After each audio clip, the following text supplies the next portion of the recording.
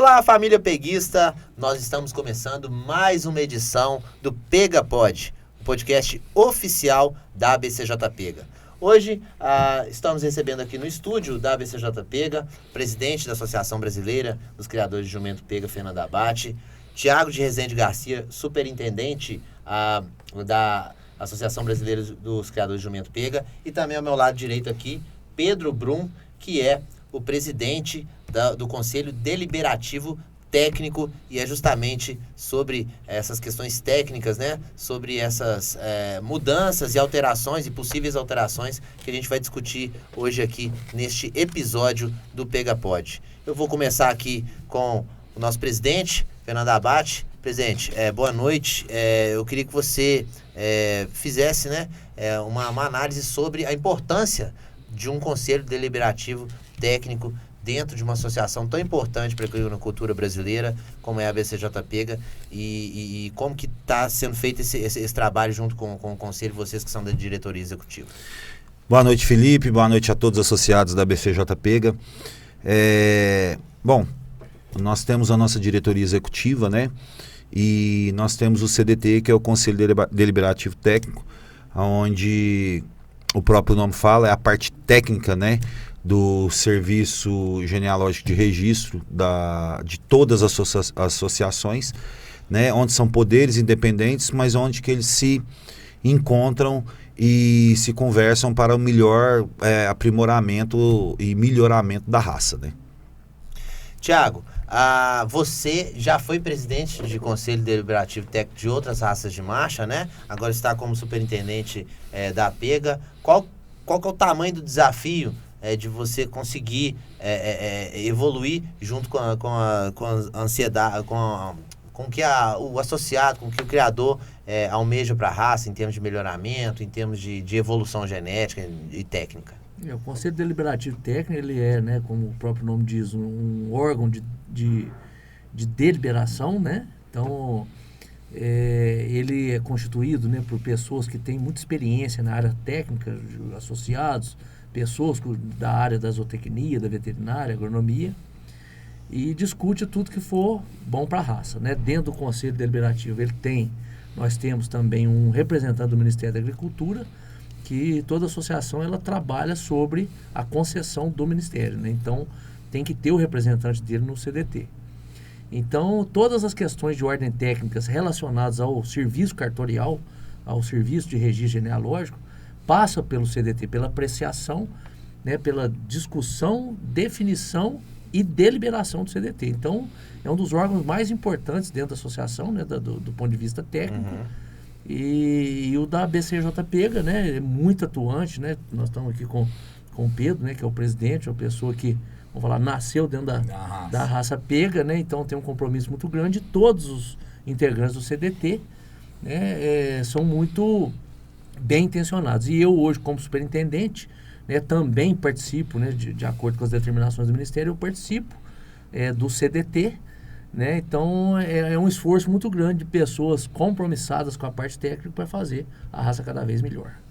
Pedro, você como presidente atual, né, do Conselho Deliberativo Técnico da ABCJ Pega, como que tem sido realizado o trabalho lá? Quais são as discussões que estão em pauta? Faz uma avaliação geral, uma análise geral de em que momento que está as discussões e as possíveis mudanças. A gente vai pontuar algumas delas aqui, evidentemente de forma mais detalhada, mas queria que você desse um balanço geral sobre o momento do CDT lá da Pega. Boa noite a todos os telespectadores. É um prazer fazer parte deste grupo, né, presidindo o CDT, o Conselho, junto com o Tiago, com apoio aí também da diretoria. A função do CDT é deliberar situações que os criadores ou a diretoria nos traz tecnicamente. Nós somos compostos entre criadores e técnicos. E essa discussão fica muito sadia, porque tem a parte prática e tem a parte técnica, como o Tiago disse, que a mesa é composta, né, por zootecnistas, agrônomos e veterinários, com experiência também dos criadores. Se passou 3 anos, rápido, né, Fernando? Voou.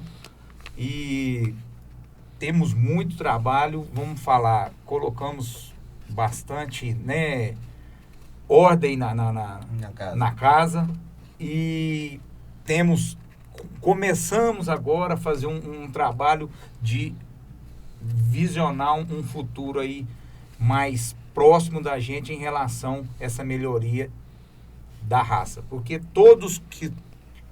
nós todos participamos lá, somos apaixonados pela raça pega e queremos o bem dessa raça. Então, já discutimos vários assuntos, como registro, idade de registro, pensando sempre no potencial da raça, de precocidade, de genética, de preservação, né, do bem-estar dos animais, um pouco ligado ao avanço, né, mercadológico também da raça, sem esquecer o ponto técnico. Então, nós estamos assim, de unhas e dentes, abraçando a causa de pôr a pega onde que ela merece estar, que eu falo que a pega pode estar em todas as raças de equídeos do Brasil, sequer do mundo, né? Tem essa, é interessante esse final da sua frase que você falou, e a pega realmente, ela tem esse poder, né, principalmente o jumento pega, né, por ser o reprodutor do muar, né, que através do cruzamento com a égua vai dar o muar, em todas as raças de equino ela passa ali por todas as raças de equino, né, então tem esse acesso, né, eu costumo dizer que o jumento pega é um coringa, né, Isso. Por mais que ele seja machador, ele pode ser, quando eu falo mais que ele seja machador, é que ele seja usado também e muito bem usado em éguas de tração, em éguas de trote, em éguas de esporte, né? Então, quem define a função da mula é a raça da égua. E o jumento está ali para contribuir, né? Então, seja quartimilha, seja uma mula pecherron, hoje, né, o Thiago vai falar disso, nós incluímos também do Friesian, que não constava, porque foi uma solicitação de um criador que cria Friesian para fazer a mula Friesian, né? Então, assim, a gente sabe que é uma raça aí que está crescendo, até sendo criada agora pelo Gustavo Lima, então acho que não tem propaganda melhor aí para estar dentro disso. Então, a função do jumento, a realização do jumento pega, como o Thiago, o Pedro falou, ele utiliza em tudo, né? A gente exportou jumentos agora e está exportando novamente. Vai me fugir aqui o nome da raça agora para a França, eu não sei nem o nome da raça, depois eu posso buscar, que eles vão utilizar lá na raça genuinamente francesa, né? Que já usam muares, mas com jumentos também, não sei a raça, inferiores, e estão buscando o nosso jumento pega para produzir esses diversos tipos de muares aí. Exatamente. Show de bola. Vamos pro assunto aqui em relação ao CDT, começando pelo registro definitivo, né, Pedro? O que nós temos aí sobre essa questão de novidade? Thiago, vamos lembrar aí, né, do que foi aprovado aí na nossa última reunião em relação ao registro definitivo de machos, que para todos os animais. Pode falar. É uma coisa que nós discutimos muito, né, Pedro? Foi um dos grandes, vamos falar assim, atributos da raça pega, que é a precocidade. Isso. Né? Então isso é muito importante, é explorado em várias raças. Então, quanto mais precoce o animal for do ponto de vista reprodutivo, né, e fisiológico, melhor. E a raça pega, ela apresenta essa característica. É da espécie azinina, ser precoce. É o nosso grande diferencial dentro dos equídeos, né? Isso. Exatamente. Isso aí. Então, se o retorno que o animal te dá é muito mais rápido, né? Do ponto de vista até financeiro mesmo, econômico, né? Então, adequando a essa condição fisiológica da espécie, né, a gente ajustou, né, Pedro?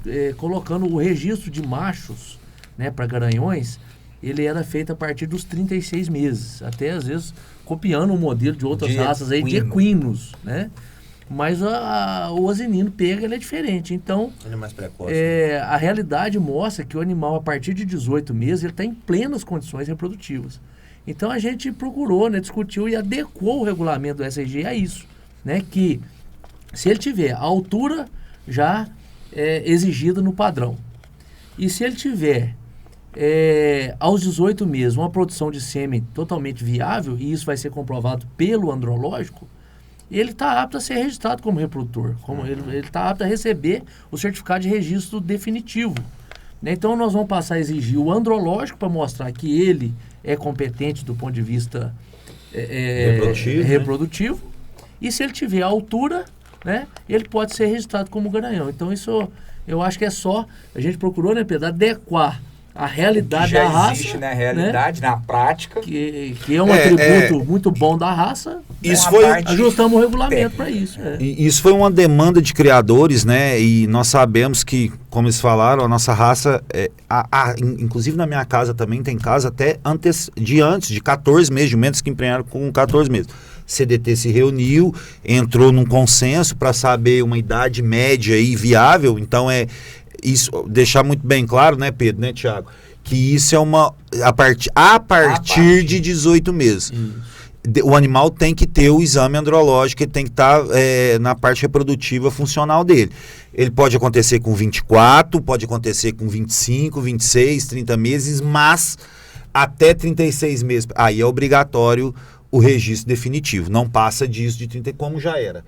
Isso para participação nas pistas, né? Exatamente. Se ele for para a pista, ele tem que estar registrado aos 36 meses em definitivo. Isso. Mas se você quiser registrar hoje a partir dos 18 meses, ele estando com o andrológico ok, ele tendo as alturas, né, estabelecidas no padrão. E outro assunto importante aqui, visando dentro desse tema, é porque esses jumentinhos garanhões, eles são criados desde o dia que o jumento cobre a jumenta ou emprenha ou insemina essa jumenta com muito mais zelo, nutricionalmente falando, e de manejo. Com certeza. Então, a jumenta já gesta melhor, o jumentinho ao nascer já está sendo bem tratado, e isso implica que com pouquinha idade ele já está apto a reproduzir. E quem cria jumento para comercializar esses animais. Então, quanto mais rápido eu tenho a venda desse jumento, ele serve ao criador que está lhe comprando, mais rápido o criador também ganha, porque ele está girando. Com certeza. E a genética do que está sendo selecionado pelo seu criador está sendo espalhada. Produtividade. Né? E é uma coisa que a gente não pode fugir disso. E a gente tem a graça de Deus do jumento pega ser abençoado com essa precocidade, que o Pedro é pecuarista, se matava, se emprenhava as novilhas com quantos anos? Há 10, 20 anos atrás. Hoje você emprenha novilha com 14 meses, né? Ou até não tem essa experiência toda, mas então a precocidade se matava boi com 4 anos, hoje mata com 2 anos. Né? Isso chama precocidade. E todas as raças que fazem esse melhoramento zootécnico procura esse índice. Claro. Né? Melhorar a precocidade. E o mais importante disso, eu sempre falo isso, nós que criamos jumentos, os criadores de cavalo ficam admirados quando a gente fala que o jumento começa a cobrir a partir de 18 meses, semi-inviável. Mas como e tal? Então eles não entendem realmente quem não é do ramo, e isso ganha o quê? Ganha tempo. Cada dia mais, graças a Deus, o nosso mercado está em plena expansão, os nossos criadores, cada dia mais não temos animais servindo. Isso. A gente vende jumentinhos novos. Então você imagina, você vender um jumentinho de 3, 4, 5, 6 meses, o cara 1 ano depois, ele já está usando, produzindo moares. Então o ganho para ele é muito rápido. E isso é um fator extremamente preponderante na hora da compra, decisivo na hora da compra. Porque ele tem essa rapidez de poder utilizar, devolver esse investimento ao seu comprador, né? E nesse caso, né, a resolução, né, Pedro, que foi feita para os machos, puxou também, usando os mesmos critérios, a resolução para as fêmeas. Então, na discussão lá ficou definido que as fêmeas, a partir dos 24 meses, né, porque ela precisa de uma maturidade um pouquinho maior para gestar, porque é ela que vai, né, desenvolver ali o feto, né? Então, essa precocidade também está sendo explorada. Foi uma outra resolução. É que a idade mínima para registro definitivo para as fêmeas, que era 36 meses, passou agora a ser de 24 meses. Que nós criadores, é o habitual que a gente, a partir de 2 anos, a gente já utilizava.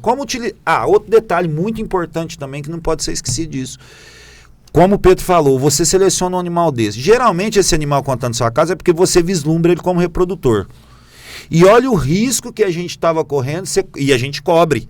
A gente utiliza esse animal jovem, né?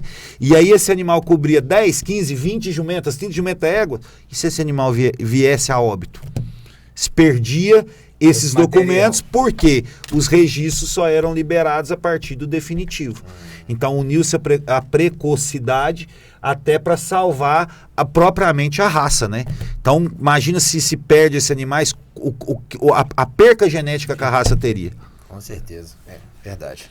Em relação ao exame andrológico, né, para os machos, como é que é essa exigência? Faz um exame andrológico ali, como é que funciona isso, Pedro, para comprovar ali que entre 18 e 36 meses ele está apto? Chama-se, assim, a parte técnica do exame andrológico, não vou entrar tanto nesse método, mas chama-se um técnico, né, um veterinário que trabalha com reprodução, coleta o sêmen do jumento, tem um checklist a se preencher em relação o que o sêmen tem, motilidade, viabilidade, uma série de...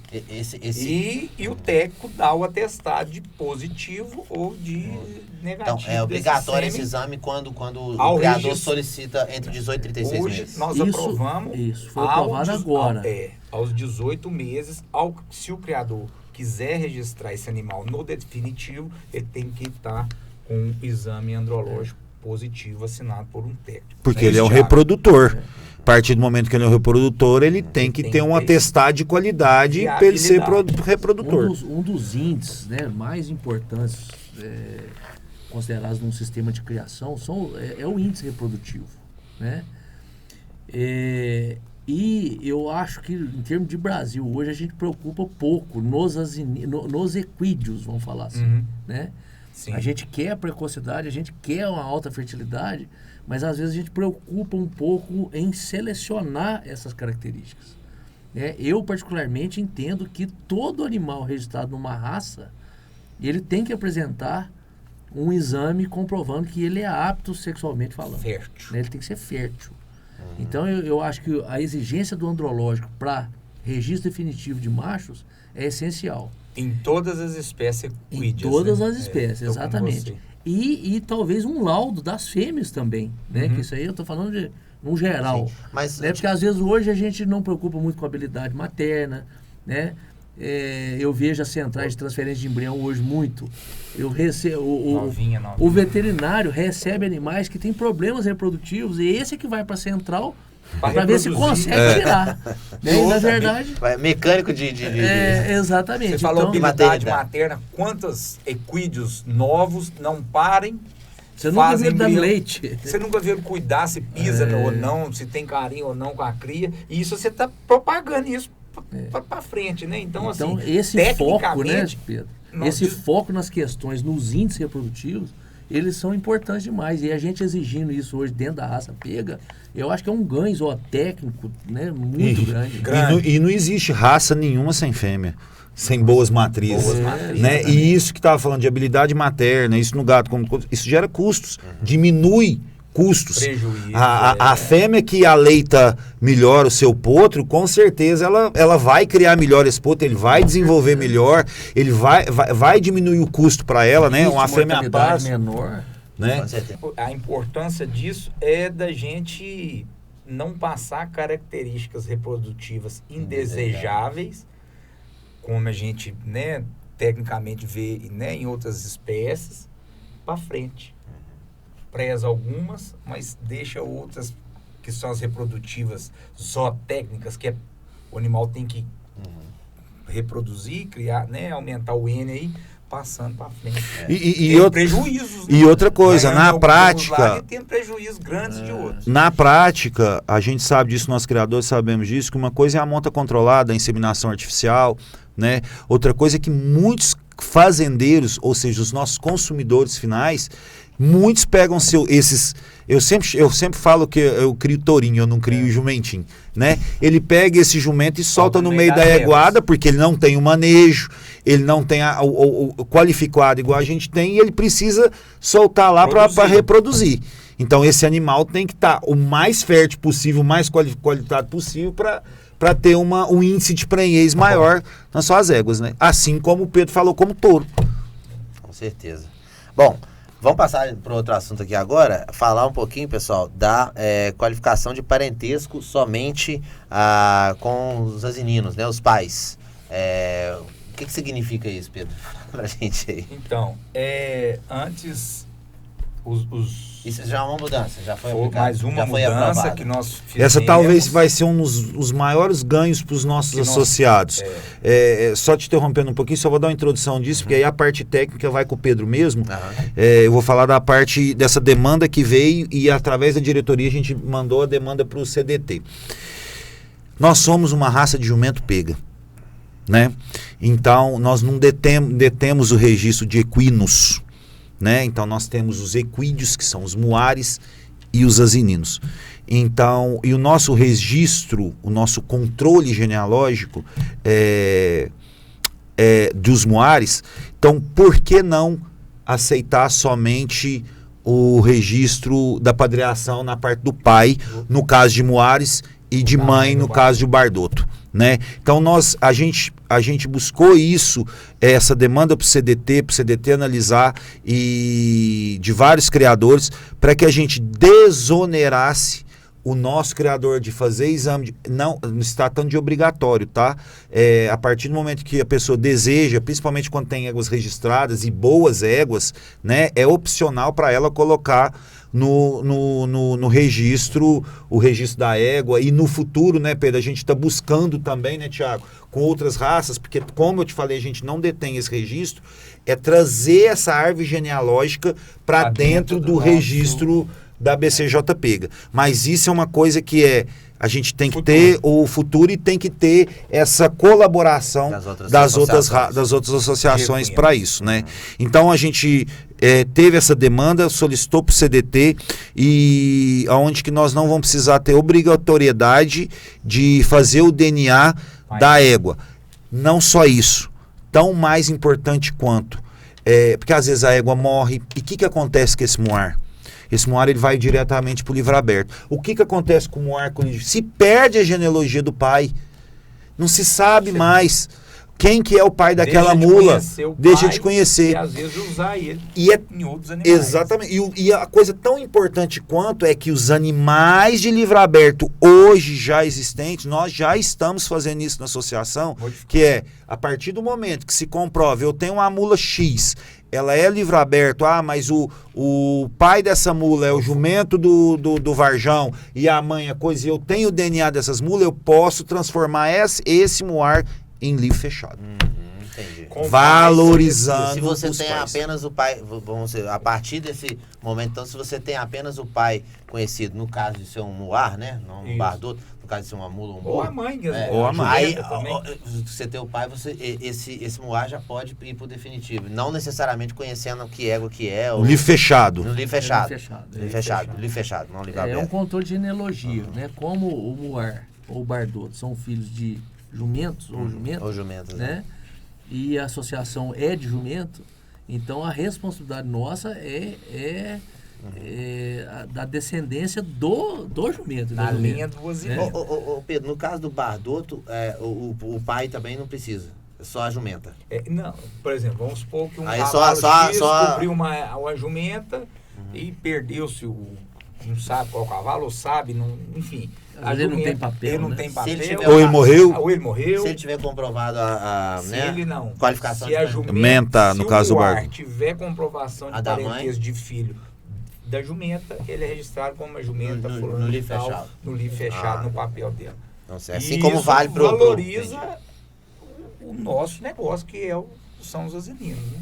O que nós temos hoje dentro da raça, a quantidade de animais que estão no livro aberto e perdidos sem saber, aí isso vai muito de encontro naquele programa passado que a gente falou, Felipe, de valorizar o nosso jumento, tanto para a jumenta quanto para a égua, descobrir quem que são esses animais que realmente produzem, através de números, os grandes muares, né, os muares de excelência, seja ele em marcha, seja ele na fazenda, no trabalho, não importa. A gente sempre fala que a boa mula, não importa a função dela, ela tem que ser boa, né?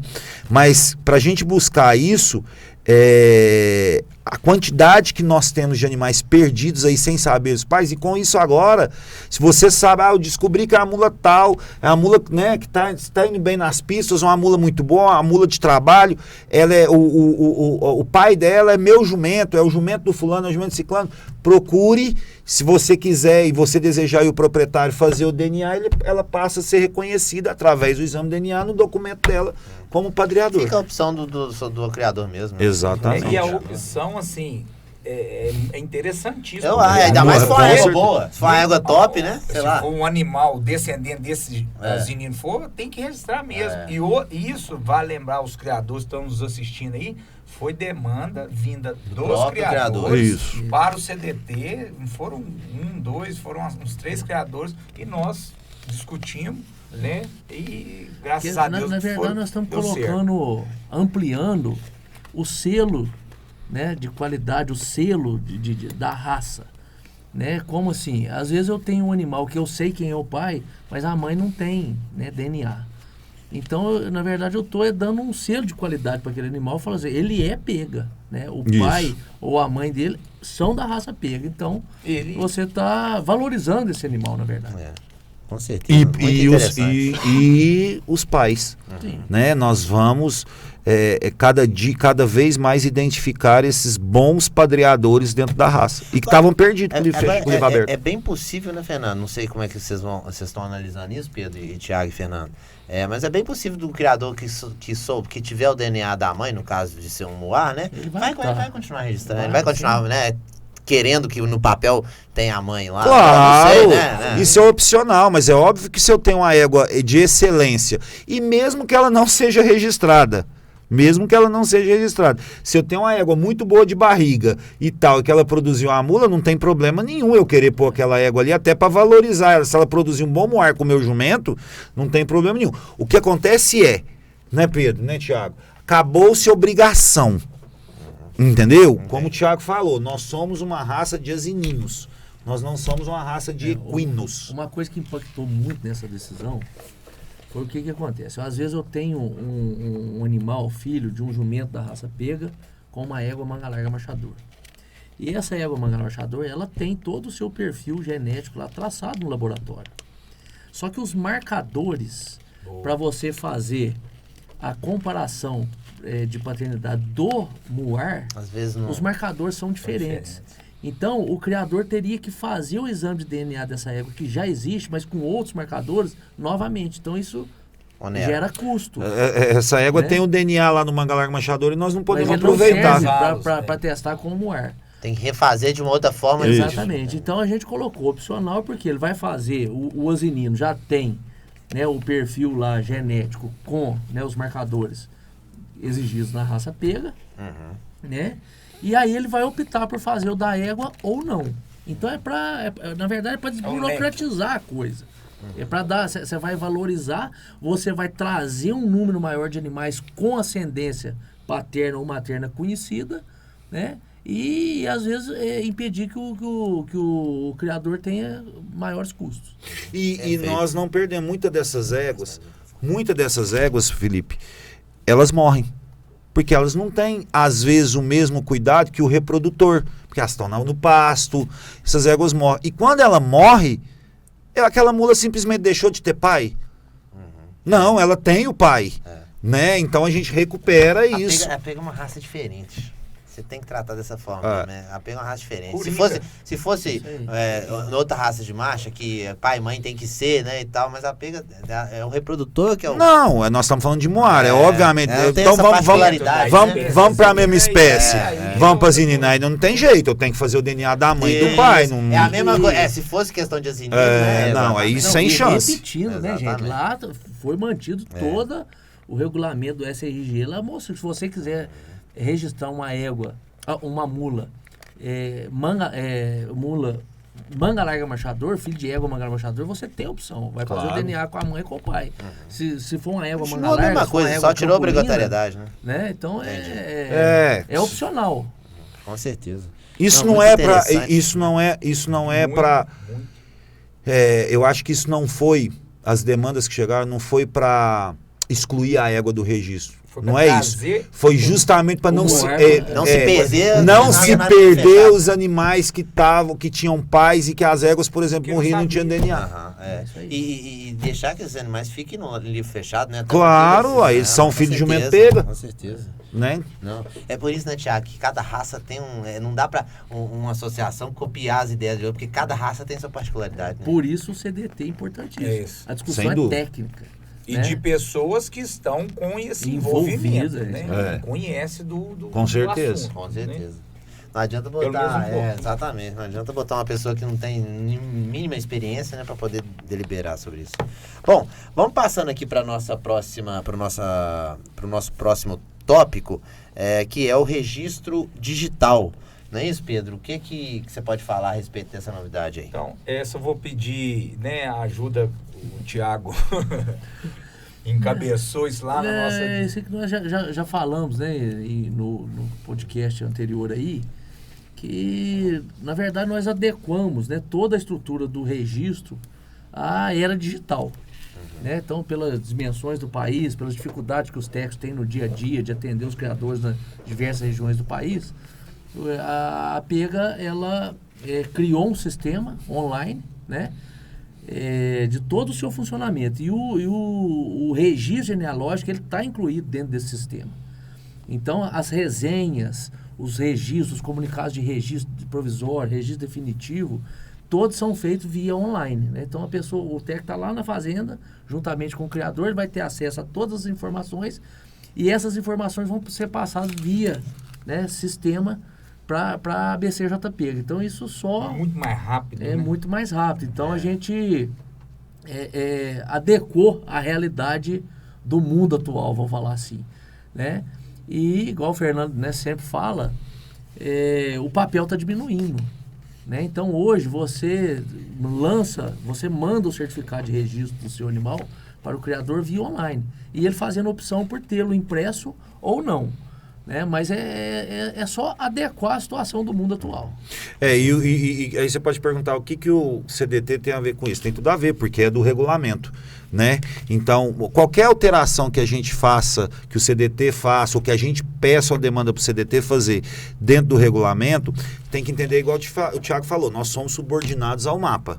Né? Então, o que o mapa faz? Ele faz a gente cumprir o regulamento. E o regulamento está na mão do CDT, Serviço Genealógico. Então, por mais que seja uma mudança digital, tem que ser passado lá na redação para o CDT, para que o CDT aprove junto com o representante, delibere junto com o representante do mapa, para que as coisas aconteçam. Com certeza. E essa adequação, tecnicamente falando, Pedro, se foi discutida também, tem alguma diferença na orientação para os técnicos?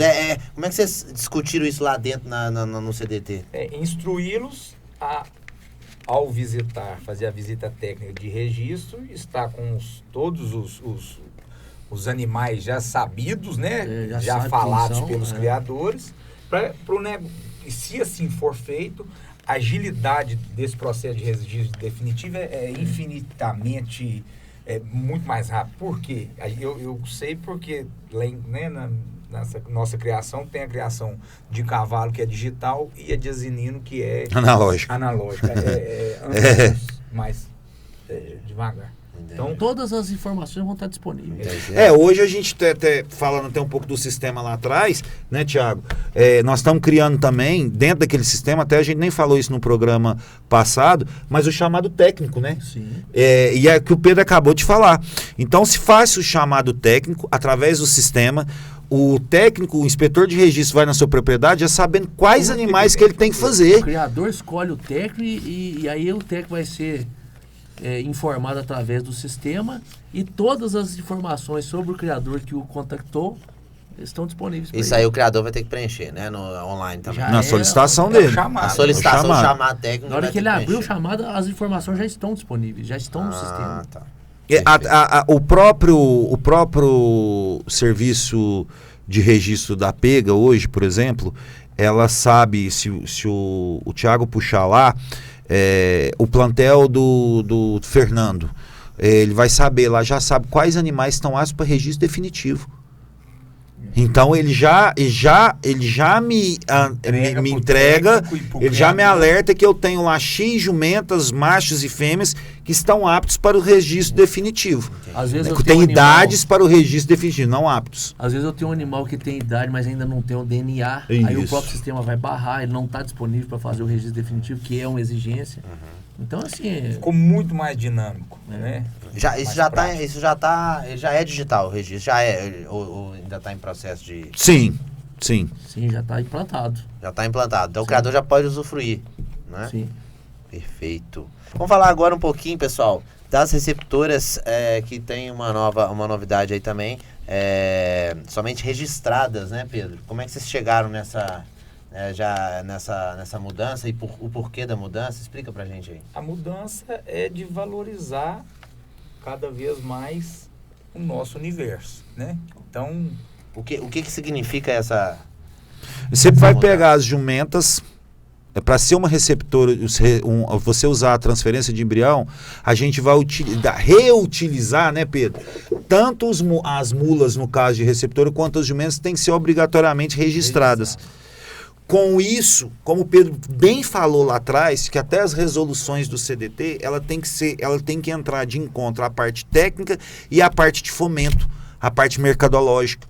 CDT, eu acho que tem que estar, né, Tiago, muito preocupado com isso também, porque a gente precisa ter o ganho genético e o ganho de mercado. Então, quando a gente exige, quando o CDT delibera, a associação exige isso aí, talvez aqueles animais que não estão sendo utilizados, obrigatória passa a ter uma função. Elas estão valorizando os produtos Então, da raça. basicamente, raça. essa deliberação exige que as receptoras sejam registradas na associação como receptoras. Muares e jumentas, equinos não. Equinos Se pode você ser... for utilizar mulas ou jumentas como receptoras, elas têm que ser obrigatoriamente registradas. elas têm que estar registradas na raça. Não como receptor, elas têm que ter o Ah, tá. registro Isso. genealógico. Registro delas, como mula, como registro, burro. Não, registro. não existe um registro Como só mula, para como receptora. jumento. Não. Isso aí. Isso aí. Os equinos não, as éguas podem continuar sendo utilizadas como receptores, mas se for usar mulas e jumentas, né, elas têm que estar registradas. Perfeito. E essa deliberação, o Fernando já falou bastante, né, dos benefícios. Quais outros você entende que... Eu acredito que seja você incluir mesmo na raça, porque se você produz 10 animais, vai ter uma porcentagem, até acredito que boa, assim, considerável, que vai para trabalho, vai para, né, para Lazer, lazer. cavalgado. Então é mais uma função dentro dessa porcentagem do que a gente fazer com os animais produzidos, com as fêmeas produzidas, né? Ou muar ou asinina. Com certeza. É a raça pega replicando a raça pega. Exatamente. Replicando ela mesma. Como Né? já acontece em outras raças. E o de quartimilha, equinos, por exemplo, só aceita animais registrados, né, para receptoras. Pra receptoras. E uma curiosidade, né, que como o muar é um animal híbrido, mas ela gesta, né? Ela gesta, ela pode gerar, E inclusive... tem uma habilidade materna tremenda. gigante. Em É mais rústica também, né, isso é Thiago? conhecido. Em Brasília a gente Mais teve adaptável, até né, Pedro? uma novidade, se eu não me engano, foi o CMG no Fio, levou um criar-pé com a mãe era uma mula, né? A receptora entrou na pista. Não é muito, na prática não é muito usada, não, a mula como... Não, hoje, na verdade, a transferência de embrião, a receptora mais utilizada é o muar. É a mula. Mais do que a jumenta e que Pode a usar égua. em equino também? Pode. Colocar um embrião de equino numa mula pode. normal? Pode. A gestação é normal? Eu Pode. conheço animais de outra raça aí, campeões que foram gestados por um muar. Por exemplo, É mesmo? Animal campulino, animal manga larga paulista, ou manga larga machador, pode ser gestado numa receptora que seja muar? Sim. Seja mula, né? E uma das melhores mães que existe. Ó, vou te falar uma curiosidade. A gente vê muito vídeo na internet, né, Pedro? Fala assim, nossa, minha mula tá defendendo o peão. Não tá defendendo o peão, não. Ela tá defendendo a cria. Quando ela rouba o bezerro, quando ela rouba o potro, ela tá defendendo o potro. Ela é uma ótima mãe. E o tempo de gestação mesmo de uma égua é 11 meses? É 12 meses, mais né? um pouco. 12 meses. 11 meio. Hoje Tem umas até passa. hoje de ano. né, é até você tocou num assunto que até pode ser uma deficiência, até a gente podia, né, os criadores aí estudar isso com o CDT, que cada vez mais os nossos animais estão gestando com mais tempo. Não só as éguas, as jumentas. Eu tenho casos de jumenta na minha casa que já parou 14 meses e 5 dias. Você, né, Pedro, eu já te conheço há algum tempo, né? A gente trabalha na mesma área, mais ou menos, né? Tem um criatório que é, né, que é o Tropa do Varjão e também queria Mangalá Machado, se não me engano, né? Temos. Você utiliza dessa questão de uma mula sua eventualmente ser receptora de gestar uma égua? Não, ainda não. Ainda a gente cria cavalo, né? Tem as éguas Mangalaga Machado, criou o Campolino um tempo. Mas hoje a gente não. O que a gente usa lá de mundo de tecnologia é sincronização das éguas e jumentas e inseminação e transferência de embrião. Agora, com esse novo, colocando essas éguas Mangalaga Machado aí nos jumentos para fazer moar, mas em barriga de aluguel de égua. Entendi. Você já usa lá, Thiago? Já usou alguma coisa lá no seu lá? Não, lá em casa eu praticamente não mexo com embrião, né? Meu criador é muito pequeno, então lá é só no natural mesmo, só na gestação natural. É só um detalhe, quando a gente fala que a mula é até melhor, quando a gente tá falando de asinino, tá? Porque a égua, para moar, ela é uma ótima receptora.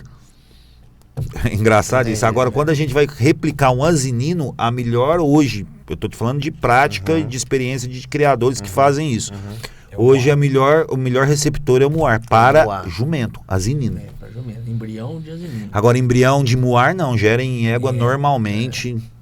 E outra, Felipe, apesar de que nós estamos numa prosa técnica. Acabou que virou uma conversa, não, né? Mas essa é bom, é isso mesmo. Assim, né? Apesar de que muitos acham, o moar é diferente do asinino e é diferente do cavalo. Com certeza. Fisiologicamente falando, na reprodução, na nutrição, na patologia. Então, assim, nós estamos, se o cavalo ainda é novo em estudo científico, moar e asinina aqui no Brasil tá nascendo. Nós estamos falando de 3 espécies diferentes, cada um com a sua particularidade. Então, assim, esse bate-papo nosso aqui tem muito coisa a ser estudada, parcerias que nós estamos, né, desenvolvendo com universidades, com centro de pesquisa. Então, assim, e uma coisa interessante também que eu acho... saber cada dia mais. Uma coisa interessante também para o criador é que mesmo ele sendo criador de asinino, ele tendo só de asinino, ele tendo um pouquinho de moar lá, ele consegue usar as mulas dele de receptora para os asininos, né? Igual você falou, né? Se a mula recebe muito bem o asinino como receptor, então por que não usar, né? Isso que o Pedro falou é de extrema importância para o CDT. Claro. Né? Quando você toma decisões técnicas baseadas em dados científicos técnicos, com certeza. A chance de acertar é um respaldo muito maior, né? Com certeza. Até convidar quem, né, técnicos aí que estejam nos assistindo, vão investir em pesquisa, de mestrado, doutorado, tese aí, pra gente, né, a associação está de portas abertas nesse auxílio, né? Isso foi falado no outro programa, o Fernando deu uma ênfase muito grande nessa questão, né, da necessidade de conhecer, vamos dizer assim, toda a anatomia ali, ou a questão genética das espécies. Isso aí. Show de bola. Pessoal, acabou meus tópicos aqui. Vocês gostariam de acrescentar mais alguma coisa? Fernando, Thiago, Pedro, Fernando, começando com você. Não, desejar uma boa noite a todos. Muito obrigado. Agradecer ao nosso presidente do CDT, Pedro, o nosso superintendente, Thiago. E, novamente, dizer que a associação está de portas abertas para o nosso associado, para os amantes da raça. O CDT, utilizem criadores. As demandas são passadas para o superintendente e para a diretoria executiva, e vocês podem ter certeza que todas as demandas da parte técnica são repassadas para o presidente do CDT, no qual ele passa para os seus membros. Show de bola. Thiago? Eu profissionalmente, né, eu atuo na área técnica. Então, quando a gente vê um CDT tão competente igual é o da Pega, né, que analisa realmente tecnicamente as coisas, visando sempre o bem da raça, a gente fica muito à vontade para trabalhar, dá uma confiança muito grande na gente, e é isso que a gente procura fazer, né? Contribuir tecnicamente com argumentos palpáveis que vão trazer só o benefício para a raça. Show de bola. Pedro, em nome do CDT, você gostaria de acrescentar mais alguma coisa e algum recado para o nosso internauta associado, criador? O recado é boa noite a todos e dizer que a equipe, né, do Conselho Deliberativo Técnico está bem estruturada, apoiada pelo nosso superintendente, o Thiago, né? Então, e a mesma confiança que você sente em trabalhar conosco, nós sentimos em trabalhar com você e com toda a equipe que nos auxilia, né? Na nossa engrenagem. Então, tragam demandas, erros, nós podemos errar, vamos, mas nós tentamos acertar ao máximo possível, né? E visando sempre o bem e a evolução da raça pega, que nós todos que estamos lá somos apaixonados. Isso aí. É isso aí. Obrigado pela participação, Fernando, Thiago, Pedro. E é isso aí, pessoal. A gente encerra aqui mais um episódio do Pega Pod. Esse podcast oficial aí da BCJ Pega, que tem o objetivo justamente de informar você, criador, você, associado, e também debater e discutir todas as questões que promovem o desenvolvimento da raça pega. Um grande abraço e até a próxima.